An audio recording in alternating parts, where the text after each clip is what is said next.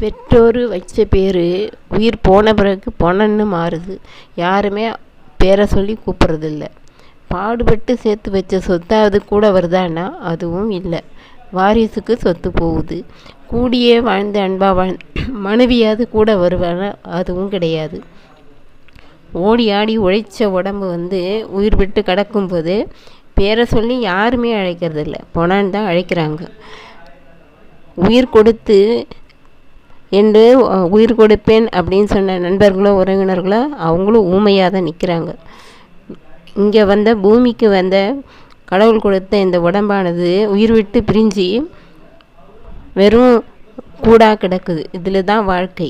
இந்த வாழ்க்கையில் எத்தனை பொறாமை, எத்தனை போட்டி, எவ்வளோ பேர் பேசி பேசி குடும்பத்தையே கெடுக்கிறது.